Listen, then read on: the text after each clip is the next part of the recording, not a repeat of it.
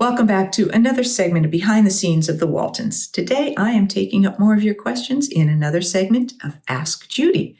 If you enjoy these segments, please do hit like and subscribe. First of all, I'd like to give you all a heads up because there's going to be another Waltons gathering. Some of the cast will be. This is coming up next May.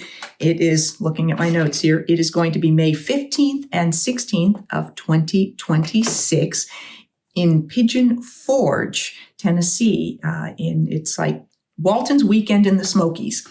I have cleared my schedule. I'm going to be able to attend. Eric Scott, who played Ben, Leslie Winston, who played Ben's wife Cindy, Mary McDonough, who played Erin, and Cammie Kotler, who played Elizabeth. All of us are currently confirmed to be there. We'll see if anybody else ends up getting added to that mix, but we hope that you will be able to join us. There is more information.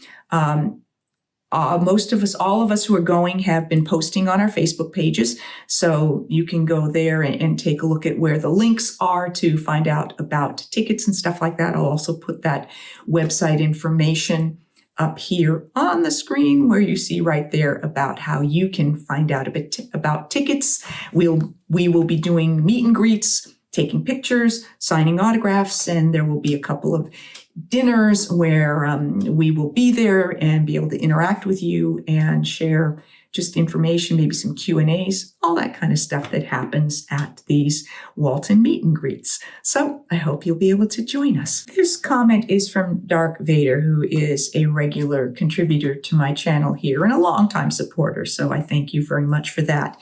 And he said, very insightful comments by Julie towards the end of this video chat. Totally agree with Julie about finding a quiet place to be at peace without the turmoils of the world today. This was my conversation with Julie Cobb. I, along with all the other fans, I'm sure, find the Waltons as my escape from the world. Thank you, Judy, and best wishes to you from your Waltonian superfan in a bright, sunny, and warm England. So this was a comment from, a little while back, but I had saved it because it really warmed my heart to hear that. And I always appreciate all of you who share what this channel and what the Waltons has meant to you. This question, our comment is from Dave D., who said they should do a JAG reboot. Interesting how Patrick was talking about working and then they say cut and he would have to do 20 minutes of school. He touched upon an example of going to school, then do a scenes crying about a deceased horse, and then going and doing geometry. Judy, I'm sure you could relate to what he was saying. How was something like that for you? For example, if you're doing a scenes and you could be thinking about a math test you had to take, or you're in class and you're thinking about an upcoming scene, etc. Must be an emotional roller coaster. Sounded easy for the adults once they said cut. It was going to a dressing room or do whatever they wanted. That could be challenging. I did find that if one of us had a particularly heavy episode where we were in most of the scenes, there were days we would get very little school done because there simply wasn't enough time to focus there. So we might not get our 3 hours that day. So I think I've talked about how we would bank school time. So on a day when maybe you weren't working at all, you'd just come in and do maybe 4 hours of school. So you had an hour of banked time. So it was really sort of a cumulative thing for school over the course of the school year. So some days you might get more than 3 hours, 4 hours of school. Other days you might get an hour and a half. So it kind of all balanced out in the long run.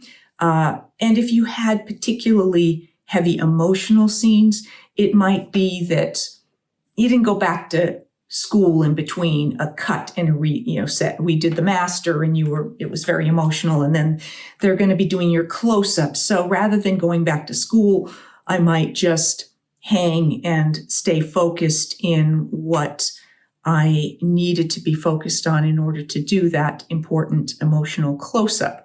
Otherwise, if it was fairly straight ahead scenes, then, go back. If you got 20 minutes, hopefully you got to count it. Sometimes you go back. They think there was going to be more time. they did the relight really fast. And so it was only 10 or 15 minutes. So you get called right back out, and they couldn't even count it because they wouldn't count less than 20 minutes. So sometimes it was like, oh, that was a waste of time. So, but I think for myself, I was pretty good at flipping gears, always have been, that I could do whatever I was doing with my school assignment and then go back, pop into the scene, pop out of the scene, go back, do whatever I was doing. If I were in the middle of something complicated, a train of thought for writing an essay or doing some complicated math equations, it might be a little tricky and frustrating, but it went with the territory, and you just learn to focus and do what you needed to do. So that's how it was for me. And I'm sure it was different for different people on different shows. And we all have our own personalities and our own ability to focus or shift gears or things like that. I don't know that anybody on our show particularly held on to things and had trouble letting go of the character at the end of the day. And, I know that can be the case for some people in some shows because they're very emotional.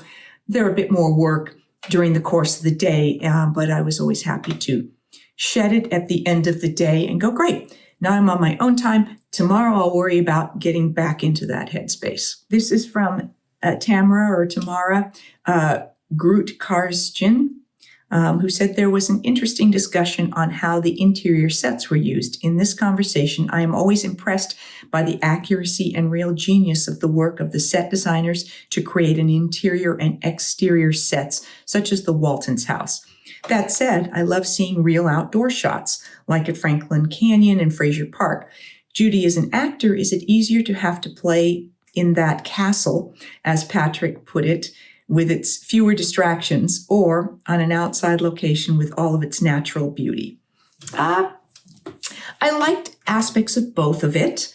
Locations, we didn't do locations very often, so sometimes they were kind of fun. It was novel. It's like, oh, we got off the studio lot for a while. We got to go someplace else.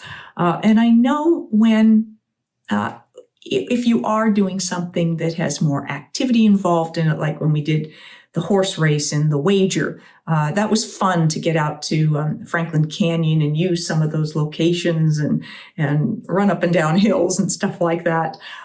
So that was a lot of fun. Sometimes it was more grueling to be on location because it meant earlier call times and travel time, and so it just made a longer day. The elements might be more challenging to work with. You had little cubicles if you needed to change your clothes, so you were a little more subject to the elements. And so, there were pros and cons. If the weather was bad, like when we shot The Homecoming and we were up in Jackson Hole, Wyoming, and it was snowing and we were freezing. And so you can deal with all of that with outside locations. Sometimes being in a sound stage is great because you can control all of that. I enjoyed when I did other shows and we used some real locations, because it could be kind of fun to be someplace where you're filming and people are going, oh, wow, they're filming something. And it could be kind of exciting to go, yeah, I'm kind of one of the actors here working on this show. And, people are coming by and going, wow, what are they filming? So I think there's something to be said for both of them. And the natural elements certainly did sometimes make it easier to create the reality of a situation. But again, as an actor, you get used to doing both of those things, creating reality when it's not really, you're just pretending you're outside and it's a beautiful sunny day and there's a vista that you can't really see, or you're on the soundstage pretending there's actually an upstairs and you're going to go up the stairs and go around the corner and into a little hidey hole to wait for your next return. So all of that is just part of the fun. It's all part of the challenge and the fun of making movies. Thank you for joining me for this segment of Ask Judy. I'll be back with more behind the scenes of the Waltons and more of your questions in an Ask Judy, and hopefully more special guests. Thanks so much for watching.